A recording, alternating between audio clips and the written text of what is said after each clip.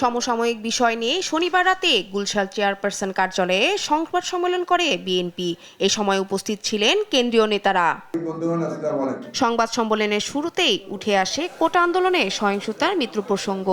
এই সময় বিএনপি মহাসচিব মির্জা ফখরুল ইসলাম আলমগীর জানান, গণহত্যার নিরপেক্ষ তদন্তে জাতিসংঘ ও প্রধান উপদেষ্টার কাছে চিঠি দেবে দলটি। এছাড়া একই সাথে নতুন সরকারকে স্বাগত জানান তিনি। সরকার বাহিনী দিয়ে যে নৃশংসভাবে গণহত্যা করা হয়েছে, সেই গণহত্যার ব্যাপারে আমরা সবসময় কথা বলে এসেছি এবং জাতিসংঘের উদ্বেগ ছিল এটাতে সবচেয়ে বেশি। আমরা সিদ্ধান্ত নিয়েছি যে জাতিসংঘের কাছে আমরা এই বিষয়ে একটা নিরপেক্ষ তদন্ত চেয়ে আমরা চিঠি পাঠাবো।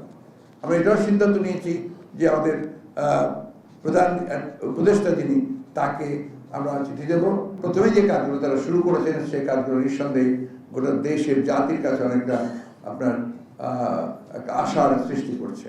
দেশব্যাপী সংখ্যালঘুদের উপর হামলা প্রসঙ্গে মির্জা ফখরুল ইসলাম আলমগীর জানান, বিএনপিকে জড়িয়ে মিথ্যা তথ্য ছড়ানো হচ্ছে। দাবি করেন, সাম্প্রতিক সময়ে যেসব সংঘর্ষ হচ্ছে তাতে বিএনপি কোনোভাবেই জড়িত নয়।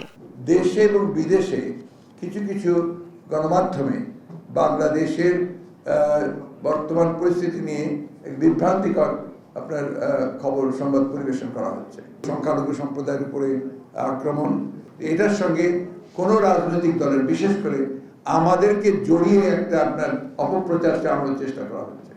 সংযুক্ত আরব আমিরাতে আটক ৫৭ প্রবাসীকে ছাড়তে অন্তর্বর্তীকালীন সরকারকে উদ্যোগ নেওয়ার আহ্বান জানান বিএনপির মহাসচিব। ইউএই, যেখানে আপনার আমাদের প্রায় ৫০ জন।